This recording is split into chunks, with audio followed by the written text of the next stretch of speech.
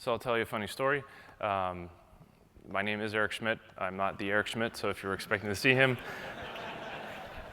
I've been at Google for about 2 years, and this joke never gets old. And yesterday I was outside having lunch, which is something weird at Google. You're supposed to stay inside and eat lunch with everyone with the free food. But I went outside, and this lady walks by, and she saw my badge, and she's like, "You're Eric Schmidt." And I was like, "Yeah." She's like, "Wow." And and I'm looking at her, and then she kind of realizes it, and then I was like, "I'm not him." And she's like, but you know him, right? And I'm like, and so we got in this whole conversation, how she was just feeling that since we had the same name, I would obviously know him. And so, yeah. He does know me because whenever I got to Google, I have been asking for many years to buy the ericschmidt.com domain name from him because he just has his Wall Street Journal picture on it. And I asked him if I could use it for other purposes, and he's always said no. So whenever I got to Google, I said, "Hey, I'm finally here. You know, would you give me some insider treatment?" He said no, and that was the end of the conversation. So, you want to go? I don't know if they're working on it in the back. A lot of these are pictures, so it may be, well, a decent amount of pictures, so if they're out of focus. Do you want me to go? Say yes, no? Okay, great. So good afternoon, good morning. My name is Eric Schmidt. I'm the product manager for Google Cloud Dataflow. I work inside of the cloud platform team at Google. Today's talk is specifically focused on Dataflow. I'm going to spend a decent amount of time talking about its programming model, and I'm also going to talk about the service model that Dataflow runs under. At the end of the session, ultimately, I hope we have some fun. Just a quick show of hands. How many people in this room get paid to write code to do data processing, either in classic MapReduce or Spark? Okay. How many of you would like to get paid to write code in MapReduce or Spark? All right, cool. So to begin with, I want to walk through this slide. This is a theme that I carry throughout the deck. It's a demo scenario that I built to help demonstrate the programming model as well as the service model for Dataflow, and to also make some comparisons to MapReduce and some other data processing models. The idea here is I have a synthetic data generator that's simulating roughly around 1 million users on mobile devices. These users are interacting with media, music data. So every time they start a song, it'll emit a message, and every 30 seconds, the device will emit another message telling me how far that song has progressed, if they've paused it, if they've started a new song, etc. So at the end of the day, I kind of have a small big data problem on my hand. I'm generating roughly around 16,000 events a second, and around a 500 billion events per year. These data rates, does this resonate with folks? Does anyone have more than these data rates in their applications today? All right. How many of you have less? I would assume everyone else didn't raise their hand. So with this type of data, you can start asking some interesting questions. The top the top right question, this is a typical batch-oriented question. I want to look at 7 days worth of most recent data and compare it to a year back. And so you can kind of think about what you would do from maybe an interactive analysis perspective using something like Cassandra or BigQuery or some SQL tool to run this type of query. Or maybe you have all this data sitting on some type of HDFS cluster, and you're going to run a MapReduce job on top of it to answer the question. The second one down gets a little bit more complicated. You're talking about taking a stream data, a piece of stream data, and merging it with some other stream, maybe some clickstream data, and then enriching it with some geographic information. So this one starts to get a little bit more complicated, and it's materially different than the first one. The third one gets even more interesting because you're starting to look at correlations or relationships between that stream. So what songs are most likely to follow a song. So I'm going to have to look back in my stream to see, well, what song was played previously in order to answer that type of question. And then the last one is kind of probably the most straightforward. How many active users did I have in my system in the last minute? And some of you maybe even attempt to answer that last question from a batch perspective. So kind of keep these questions in mind, and we'll pull them through the rest of the talk. Now, my demo is really a demo, but it's based in the reality of both big data as we see it today, as I spend a lot of time with customers on the Dataflow side, on the Hadoop side, and big data side, is that big data is highly elastic and business is highly elastic. If anyone in the audience has the ability to stop time and or completely control your data rates at your discretion, I'd love to come work with you because it sounds like a headache-free environment. The other thing that this slide highlights is that, on the right-hand side, as developers, we typically think in these 4 scaling models. Like I have some type of linear model where I know my growth hopefully will be linear in nature, or I know I have some type of inactive period during my job cycles, or you can plan for some type of burst, or you have some type of diurnal cycle. This is a pattern that a lot of us live in, especially in the States, as we have East Coast and West Coast traffic. But the reality is that none of these models are static. You could have some diurnal model, and then you wake up tomorrow and realize that your mobile game that you deployed last night has completely blown up, and you have exponential traffic. Right? And the system that you built to process that data is lagging behind and or burning to the floor. The typical response is then, well, the next day you come in and you deploy more hardware if you can get it, you deploy more infrastructure, you build to some new capacity, and then 3 days later, that application starts to wane, and then you now have inactive compute resources laying around, and then your boss is on the phone asking you why these resources are idle. Does this resonate with folks? Right? This is the world we live in. So let's build something. Right? We had these questions that I showed you in the first slide. This is the classic model. This is what a lot of people build today. You'll have some type of edge collection network that's pulling in events. Love FluentD. A lot of people use FluentD to then both route these events from edge collection services and then route them to some type of messaging infrastructure like Kafka. And then you go ahead and split your stream. You'll go ahead and have some Hadoop MapReduce cluster that's doing your batch-oriented work, and then you'll have some type of Spark real-time stream cluster to answer those more real-time questions. And then funneling information back into Cassandra or some type of store that can be queried. And by itself, this is a fundamentally sound and well-known architecture. This is effectively Lambda architecture. And like I said, fundamentally sound, very, very common, and it's a reasonable way to approach the problem. But it has some inherent drawbacks to it.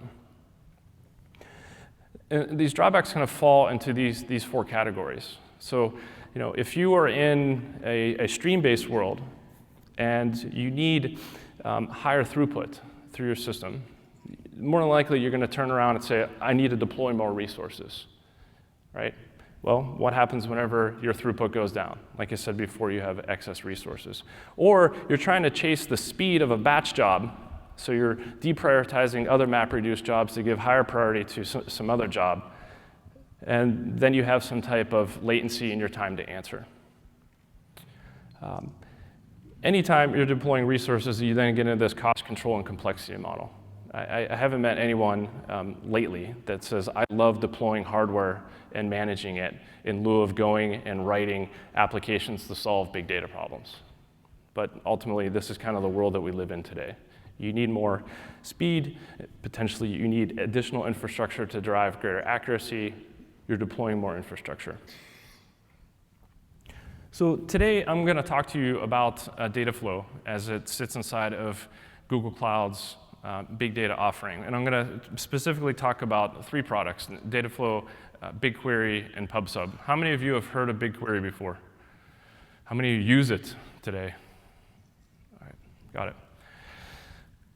So this kind of leads up to the, where am I going with all this? Kind of before Cloud Dataflow, this is the world that we do live in. We're basically thinking in, hey, am I going to operate in a batch or in a stream world? And I've effectively may build an architecture so that I can live in both, but context switching between the two is a real big challenge, and they're fighting for resources. And then I have this challenge between accuracy and speed. If I want to get more sophisticated, usually simplicity suffers, especially on the programming model side. And anytime I want to scale, saving suffers. So what is Dataflow, and potentially how is it going to solve these problems? So first of all, Dataflow is a unified SDK for both batch and stream-based parallelized data processing pipelines. So you have a single programming model to build your pipelines and run them either in batch or stream. So you no longer have to think about, well, am I in a stream-based world and thinking about time windows, et cetera, or am I in a batch-based world and I have to create my own key structure for time windows? Or do I have to worry about, do I have all the data that I need in order to process a particular window? So SDK has been unified, and we basically kind of obfuscated away the complexity of dealing between these two worlds. So Dataflow is a collection of SDKs. I'll talk about what they are later. Our primary SDK is open source, so you can port it to other languages if you don't like the languages that we have. But Dataflow is also a fully managed service for executing these pipelines. So you go ahead and write your data processing pipeline and then hand it off to the managed service. We'll optimize your pipeline into an optimized DAG. We'll go ahead and schedule all the resources, deploy your code, schedule work, answer the question, tear down the resources, move on. So we basically remove you from the infrastructure and DevOps business. It's kind of after Dataflow, this is what it comes down to. Instead of it being an or environment, it's really an and. So you can kind of pick and choose what you want. You want batch and speed? Great. You want streaming and accuracy? Great. Where could you use Dataflow? It really falls into three categories. The first one on the left, ETL, right now, this is probably like half of the customers that I work with immediately gravitate to Dataflow for ETL. They have a ton of data sitting on S3, sitting on GCS, sitting on some type of store, and they want to get it into an interactive analysis engine like Cassandra or Bigtable or BigQuery or Mongo, whatever it is. And they're scratching their heads like figuring out, how am I going to move tera or petabytes worth of data and clean it up along the way? So you can use Dataflow for basic ETL, movement, filtering, enrichment, shaping. The other thing that you can do with Dataflow is you can do analysis. And since we've unified these two worlds between batch and streaming, you can kind of think analysis in terms of batch computation. I want to point my pipeline at a whole stack of data and do some computation on it, like show me my active users over the last 7 days on that at-rest data. Or you could take the exact same pipeline and put it at a stream and say, show me my active users in the last minute, and run continuous computation on top of it. The other thing you can do with Dataflow is you can do basic orchestration. So you can have a flow that's doing some processing, and it will emit events to kick off another flow so that that flow can create events, and they can communicate back and forth. You can create a whole topology of pipelines, if you will. Before we kind of transition into a programming model, I mean, this is the takeaway, and you'll see this in the programming model and demo. At the end of the day, what we're bringing to market is a truly no-ops, truly elastic environment for data processing in the cloud. All the resources that you use are completely on demand. So you no longer have to think about, well, do I have enough capacity, et cetera. Those resources are then managed for you on behalf of the service. We control the worker lifetime of them, and we do automated work optimization. So if you think about today, maybe what you would do in a Hadoop MapReduce world, and you're thinking about, oh, my key structure is changing, I have hotspots in my pipeline, I'm having a particular worker that's lagging, our automated work optimization removes that work for you. I talked about the unified piece. You'll see that in a minute. The one thing I want to highlight, and you'll see this in the code, is we have this concept of fine-grained correctness primitives.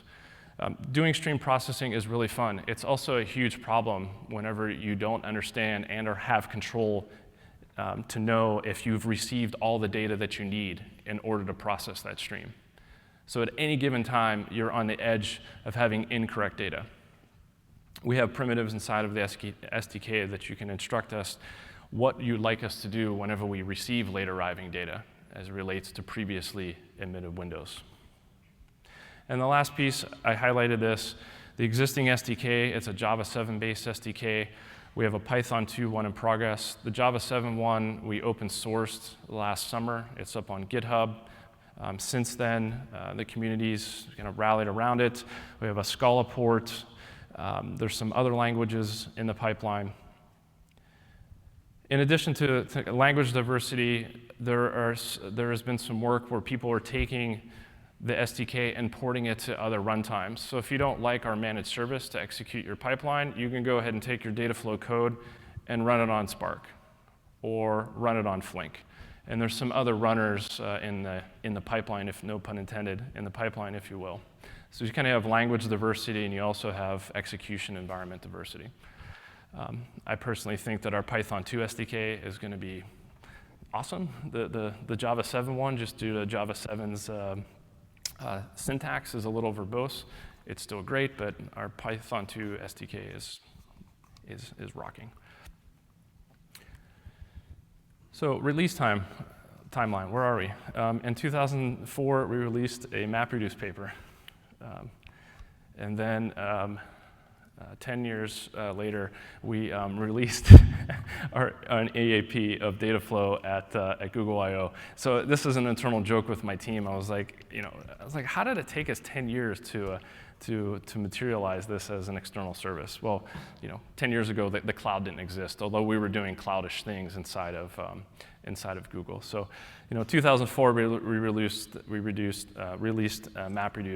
The AAP for Dataflow, it has MapReduce concepts in it, but to be clear, it's not based on our core MapReduce engine that we use inside of Google. So we released the AAP. In December, we went to alpha, and in April 15th, we went to beta. And if you want to do any linear regression on these dates, does anyone want to guess whenever GA is? Today? No, but that would be awesome. I can't tell you what the date is, although I can tell you it's super, we're close. We're very close. You kind of see the patterns of what's going on here. Yeah. So back to answering some questions. What you can kind of think about now is, well, maybe you could do something like this. I could take Kafka and front it with Dataflow and push data into BigQuery. Or I could take Kafka and use Dataflow and push it into Cassandra. Or I could take Kafka, use the Dataflow SDK and run it on Spark and push it into Cassandra. What I'm going to show you is how to use PubSub, Google Cloud's fully managed queuing system, to push events into Dataflow and then push output into BigQuery. So what I'm going to do is flip over to BigQuery.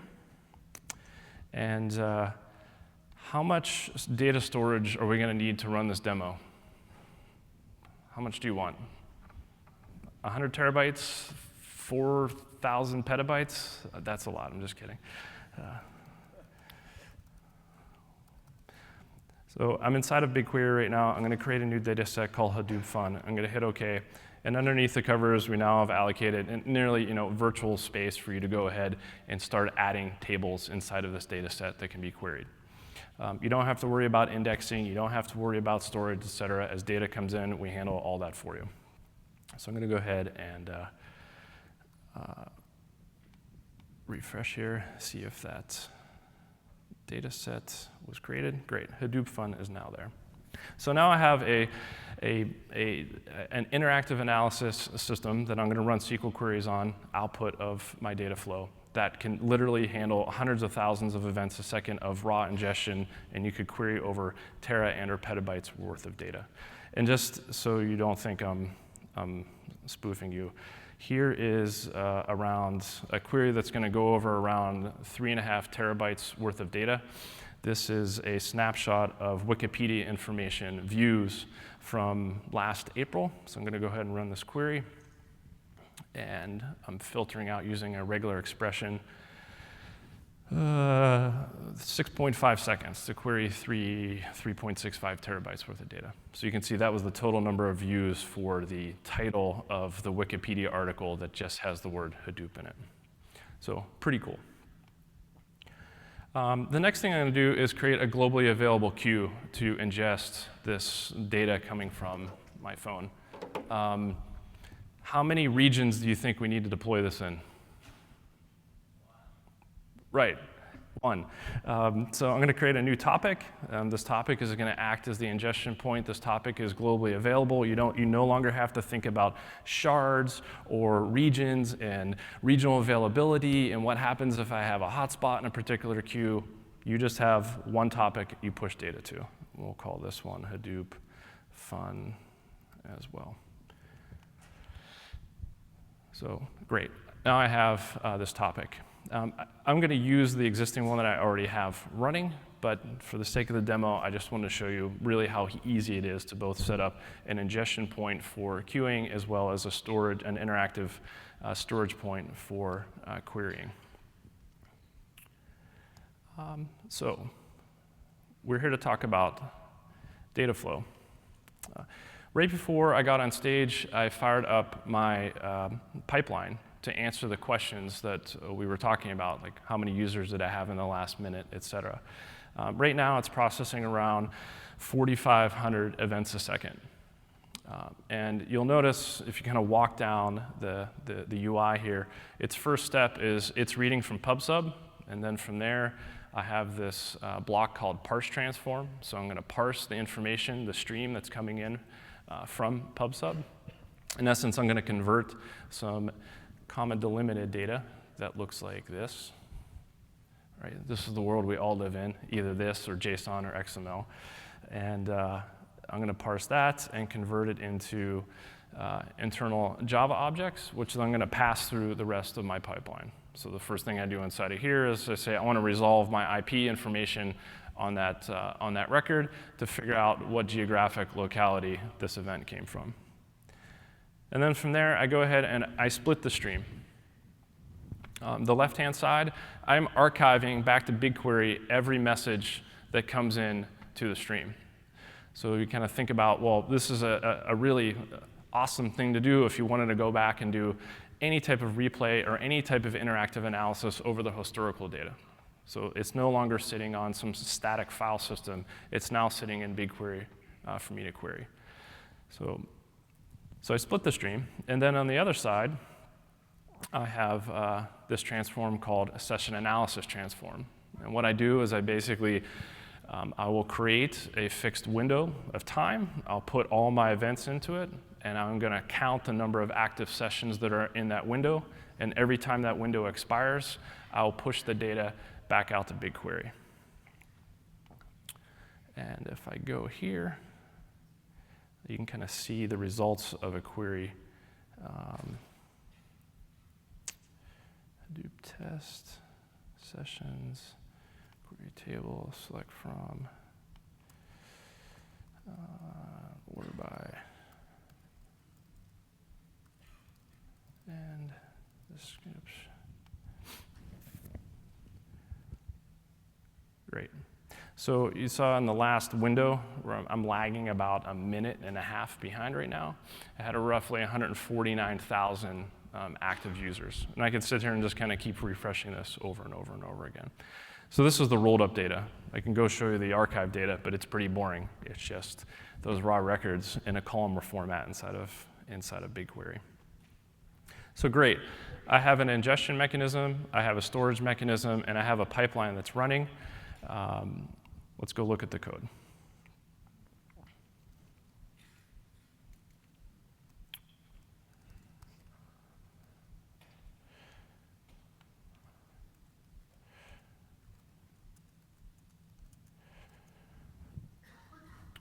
I'll increase this a little bit more for you. Is that good? All right. So this is my pipeline code. It's very straightforward. In fact, we spent a lot of time specifically ensuring that the SDK is as simple to use as possible. So in order to create a pipeline, you create an instance of a pipeline. You tell it whether or not you want it to run in batch or streaming mode. You can give it a name. From there, you then chain n number of transformations to that pipeline. So the first thing that I do in my code is I go ahead and I say I want to begin my pipeline, and I'm going to read from PubSub against that topic that I created, and it will hand back to me a P collection, or a parallelized collection of data. In this case, it's just a parallelized collection of string, all the delimited string data that was flowing into PubSub. From there, then I call a series of transformations. I call Parse Transform, which handles my serialization. I call my IP transform. And from there, I now have a parallelized collection of playback event, which I can do something with. So what do I do with it? Well, I turn around, I archive it to BigQuery, and then I split the graph, and I also perform this other transform called session analysis transform. So we'll go ahead and look at Parse Transform so you can kind of see what that looks like.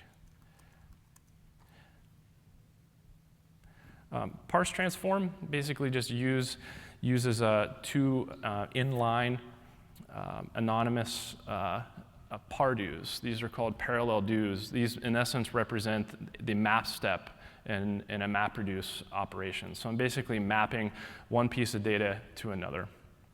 So my first step in here, I say I'm going to do a pardo named parse, and all it's going to do is take my string data and do a split and get a list of string.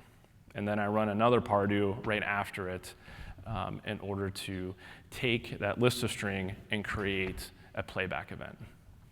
Now there's a comment in the code right here that says I could also output this element with a timestamp.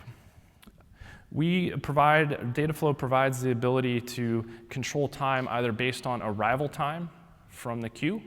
And this is what I'm using right now. This is the world that most of us live in. So I'm processing data as it's arriving from PubSub or as it's arriving from Kafka.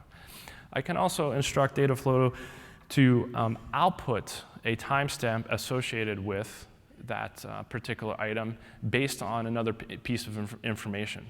More than likely based on a label or a field inside of that record, the actual original source time that was coming from the device. So you can kind of control the time space that you want to play in.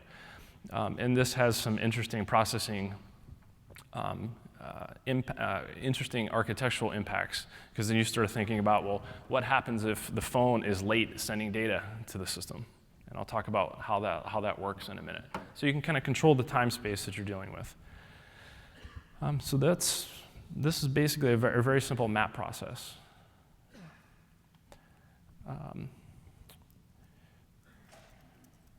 Oops, didn't want to do that.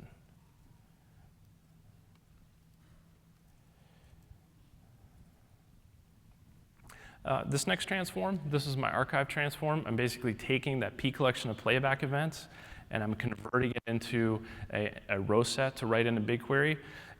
Dataflow comes with a whole set of built-in source and sinks. So I have a BigQuery sink. I hand it off a whole series of parallelized data rows, and it's responsible for reliably writing them to the data set.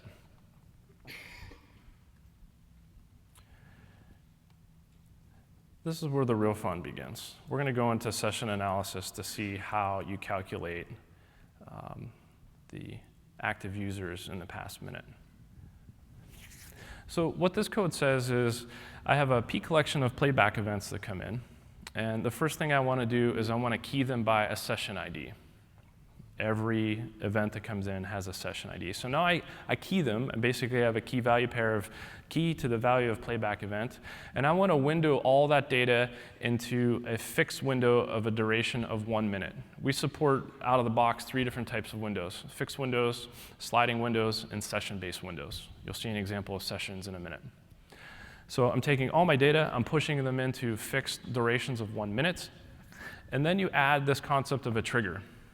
Which will help deal with late arriving data. So every minute, as data is coming in and that window ends, I will basically emit just the data that was in that window. However, if I were to receive late arriving data, like in this case, how this code reads is it says, after I receive one piece of data, the first element in the pane, I'm going to wait 10 minutes.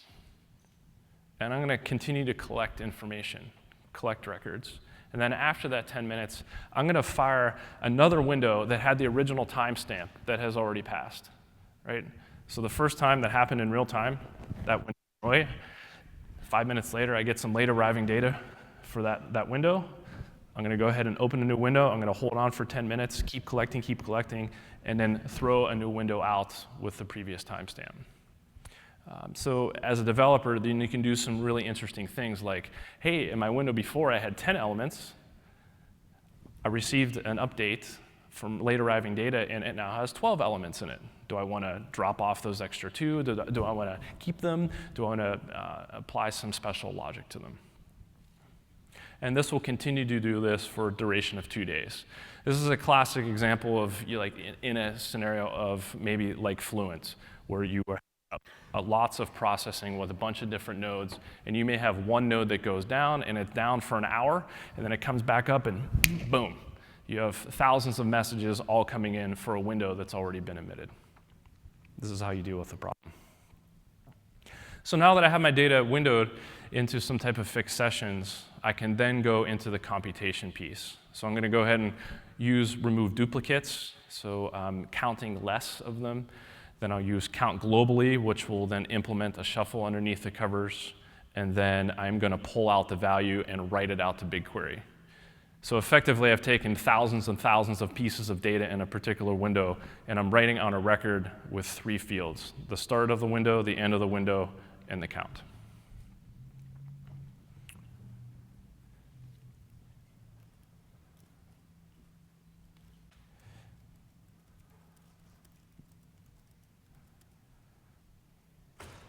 I'm going to quickly show you this code. This is the playlist transform. This is the transform that helps me understand which songs are played after a particular song. And instead of using a time-based window, I'm using a session-based window. So here I'm saying I want to window all my data into something called a sessions with a gap duration of 15 minutes. So I'm telling the system to hold on to the data, and as soon as you don't see any new data come in for 15 minutes, then go ahead and emit the session. But I want to know what's happening inside of that session as data is coming into it.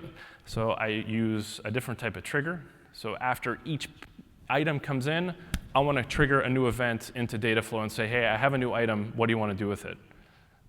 I'm going to go ahead and look at that item and look at all the other items in the window, do some calculations and say this item was played after this its predecessor. So you can go crazy doing combinations of windows and triggers to meet the data processing needs of your pipeline. All right. So what I'm going to do is go back to main, and I'm going to get rid of my input source from PubSub, and I am going to switch over to GCS, and I'm going to tell it to run on the service in batch mode, and I want to use the actual event time from the record versus the receive time. And we are going to go and run this as a batch job. Exact same code. The only thing I changed was the source and the timestamp that I want to use. We'll call this Hadoop Fun is the name of the job, and go. So as soon as I press go, the SDK is going to take my graph. It's going to fuse away as many of the operations, all those pardos, down to the fewest number of operations. It's going to attempt to reduce down to 1 shuffle if possible. That usually takes around 5 seconds or so to do the graph optimization. As soon as it's done, it's going to turn around and upload my code to the Dataflow service. It's going to say, here's the optimized graph. I want you to deploy the resources, execute it, and push all of the eventing information back to the monitoring UI. So hopefully, there we go. Awesome. So I have a job ID. I'm going to go back over here. And we should see a new job running in the UI. Cool. Hadoop Fun. It just started up. It takes around a minute and a half or so to bootstrap a job. This is using 50 single core machines. So it takes around a minute and a half or so to stamp those out and get things running. So while that's happening, we're going to go finish up the talk.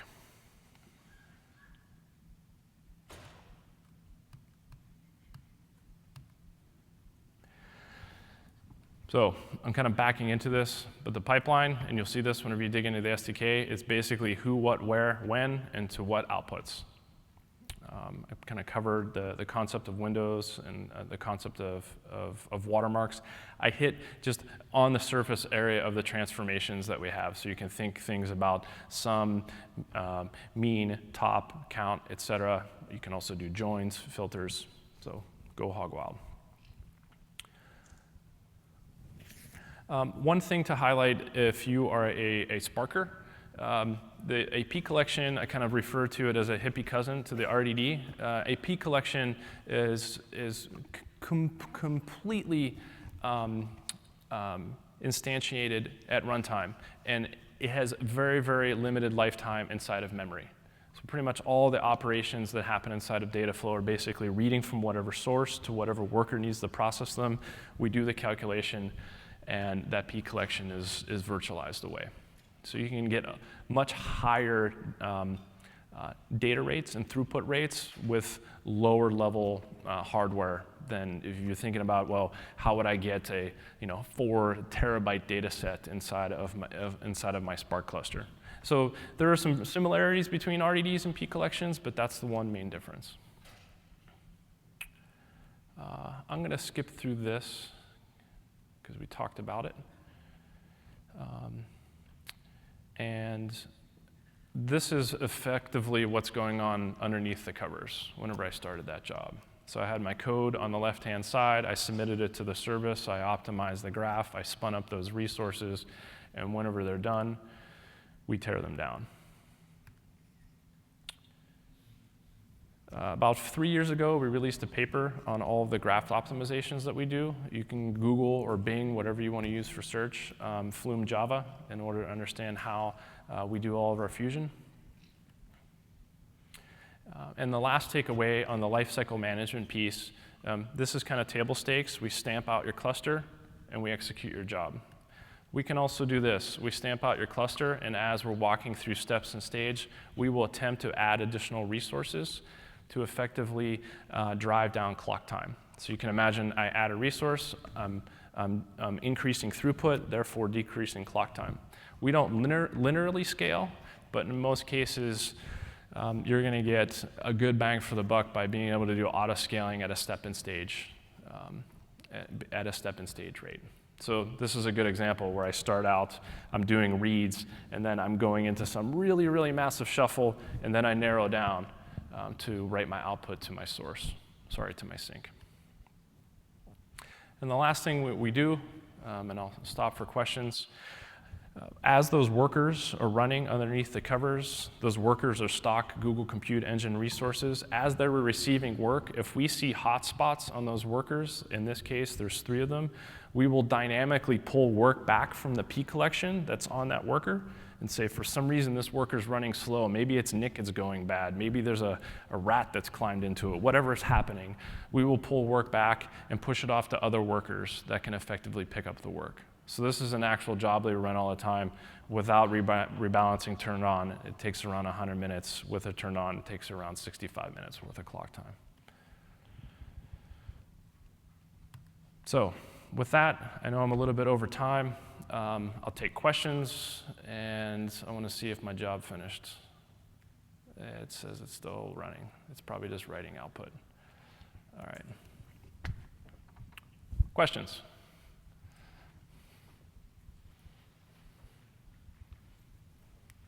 Yeah, and if you want to ask them, the mics are over there. Hi. Hello? Yep. Okay. Nice talk. First, I have 3 questions actually. First is, so you never mentioned how you usually in your stream processing, if you have a large amount of traffic comes in, then you need partitioning, right? Yep. I don't see from your user interface, there's no mention of how do you partition. I assume that you, could you comment on that? Yeah, so how we partition, it's done behind the scenes by the service. So depending on the number of workers, we will dynamically repartition. If we start to see hotspots, we will pull, instead of having a single key on a worker, we'll spread that key across several workers. But yeah, the follow-up question on that is, I assume if you do the auto partitioning and auto scaling, the same key could jump among the different partitions. Yes. For joins, then how do you basically, if a job is working on certain partition numbers, then the key could jump to another job. So how do you maintain that? Yeah, I can take that offline with you. There's nothing in the SDK that you have control over. This is more of a function of our processing model. Okay. So, and we're probably 3 weeks away from releasing a white paper that says this is how the processing model works. Okay. So, yeah. Cool.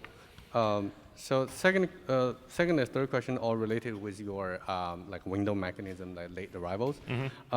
So you mentioned that in your window implementation, when you have late arrivals, then you reopen the previous windows, right, and re-emit the result out. Yep. So I'm curious, like, for downstream processing, that if your downstream of the window is a join, and then you emit the new result. How do you basically the join of the late arrivals in stream A affects the basically needs the states of the parser states of the stream B as well? Yeah, if it's no longer there, then it will just be it'll have a join with nothing. Okay. Yeah. Okay. Yeah. And what I didn't talk about was the aspect that you could do accumulative joins and/or we call them accumulating triggers versus discarding triggers. Okay. So in accumulating mode, you'll always have the previous information that was in that window. I see. I see. Okay. But that will involve like a larger state management. Yeah, then you have a lot more. Yeah, you Okay. have more state, but then you just auto-scale your cluster. So, okay, cool. The last question is, okay, in your session window management, you mentioned that you define the session window by the basically a stoppage of certain like 50 minutes. The gap of But what if like you have out of order arrivals of data from your mobile device, and then basically you have session window 1, and then you close it because of 15 minutes no data, and then you open the session window 2, but the later arrivals fusing the gap. Then how do you deal with that? Yeah, we don't have a good solution right now. Okay. Yep. Okay. Yep. Yeah. Thanks. Yep, that's all the time we have. All right, yeah, and I'll take questions on the side. So.